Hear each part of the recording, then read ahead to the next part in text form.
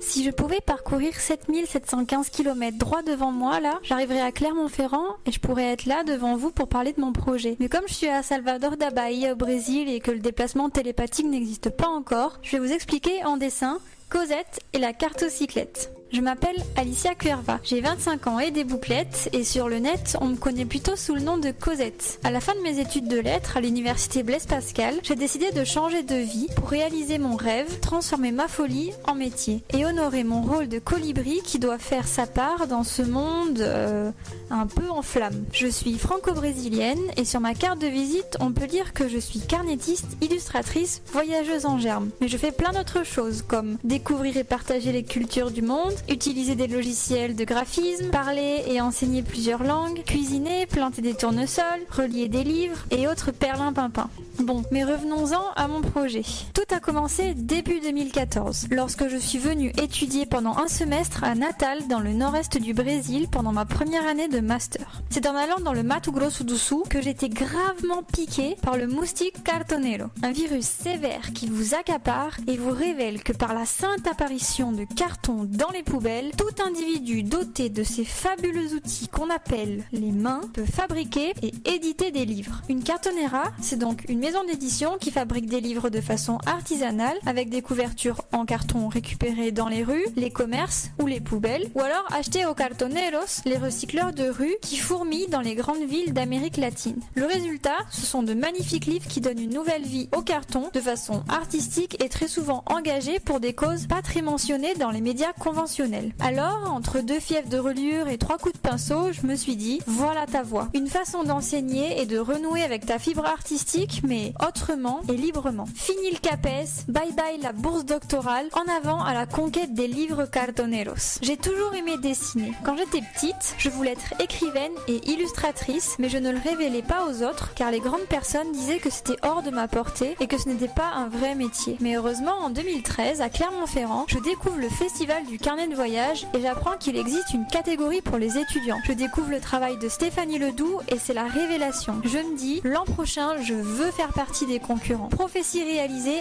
1 an plus tard, après mon échange universitaire au Brésil et atteinte du virus du carton, je reviens avec mon premier carnet de voyage et je remporte le prix coup de cœur international dans la catégorie étudiante. Le public lui fait bon accueil et m'encourage à poursuivre sur cette voie. C'est la pilule de confiance qu'il me fallait pour oser continuer à dessiner et partager mon travail. Je tente ma chance et je contacte des cartoneras d'Amérique latine. Et là, bingo, Mariposa Cartonera, une maison d'édition de Recife au Brésil, me répond. Et je me retrouve à illustrer ni plus ni moins que le Petit Prince de Saint-Exupéry. De retour au Brésil, début 2016, pour préparer le lancement du Petit Prince, je réalise ma 3e grande découverte. Je rencontre Andrés qui, sur son vélo librairie, diffuse les livres de sa cartonera. Dans le mille, la lumière divine m'assomme comme une évidence. Toi, petit être insignifiant, tu feras des livres en carton et tu les diffuseras avec ta vieille bicyclette achetée sur le Bon Coin. Bref, pas mal de coups de marteau et de système D plus tard, né en chair et en bois, pendant l'été 2016, la cartocyclette. Ma petite librairie sur 2 roues pour diffuser mes livres dans la rue, sur les marchés et là où les gens m'appelleront pour voyager. En fait, j'ai créé ce projet car il était hors de question de consacrer ma vie à un travail qui ne m'épanouit pas idéologiquement et créativement sans avoir d'abord essayé de toutes mes forces d'inventer mon propre métier. Bon, mais c'est bien beau de vouloir une librairie sur mon vélo, mais il faudra bien y vendre des livres, non? Justement, depuis janvier 2015, après être rentrée du Brésil avec mon virus du carton, je m'investis dans le monde de l'édition Cartonera à Clermont-Ferrand. Tout d'abord dans un cadre associatif. Grâce à un service civique d'1 an, je prends conscience de l'énorme potentiel pédagogique de ces livres faits à la main. Je participe à l'édition de plusieurs livres, je traduis mon premier livre pour défendre la cause des étudiants disparus d'Ayotzinapa au Mexique et je prends goût à l'animation des ateliers dans les écoles, les bibliothèques et les diverses structures qui me sollicitent.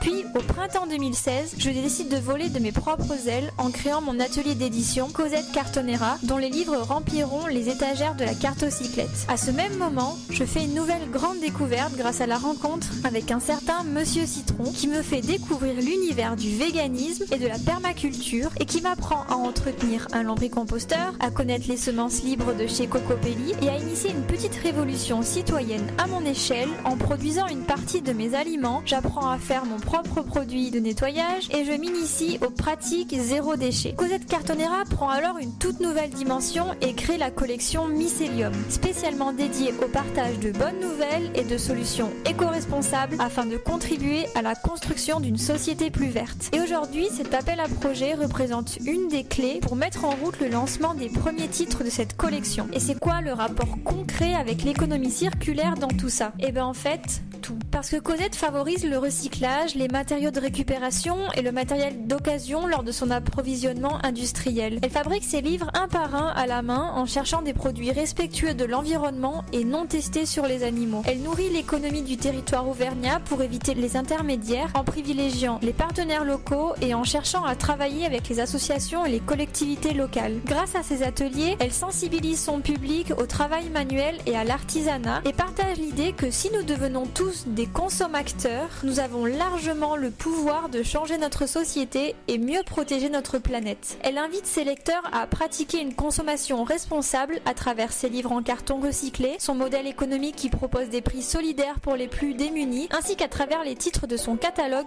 qui abordent des thèmes aussi bien littéraires qu'engagés. Cosette et la cartocyclette, en fait, elle partage bien plus que des livres, car c'est avant tout une histoire de vie et une parenthèse de rêve dans le quotidien des autres qu'elle ouvre en utilisant le potentiel de l'art et de la créativité manuelle pour éveiller les consciences et faire que demain, ce monde soit peuplé de joyeux consommateurs et tout ceci au profit de l'économie circulaire. Cela fait 1 an maintenant que j'ai tout plaqué pour réaliser un voyage à travers l'Amérique du Sud et apprendre aux côtés des cartonneras comment transformer mon utopie en vrai métier. Dans quelques jours, je serai de retour en France après avoir mis 1 an de ma vie au service de mon projet en faisant des ateliers de sensibilisation et de fabrication de livres à travers de nombreux pays. Je reviens avec la certitude d'avoir trouvé mon chemin professionnel et gagné une expérience qui n'a aucun prix. On pourrait croire que mon projet ne tient pas la route car je travaille seule et sans de grandes infrastructures ni de grands moyens. Mais en fait, quand on regarde de plus près, la cartocyclette fait un travail de fourmi qui est essentiel pour notre société car elle attend dans la rue ou sur les marchés les passants qui se sont réveillés le matin sans imaginer un instant qu'ils allaient croiser une librairie sur vélo. Grâce à tout son univers créatif et artistique, elle les accompagne sur le chemin d'un monde plus juste, plus propre, plus respectueux. Elle sensibilise et fait découvrir des sujets qui méritent d'être largement et urgemment répandus, comme celui de la consommation responsable, la permaculture et les nouveaux rapports que nous devons établir avec notre environnement, notre alimentation, les animaux et nos déchets. Mes rêves d'enfant, enterrés à cause de ceux qui n'en avaient pas, étaient de petites graines qui avaient juste besoin de temps pour germer et aujourd'hui rouler librement grâce à Cosette et la cartocyclette.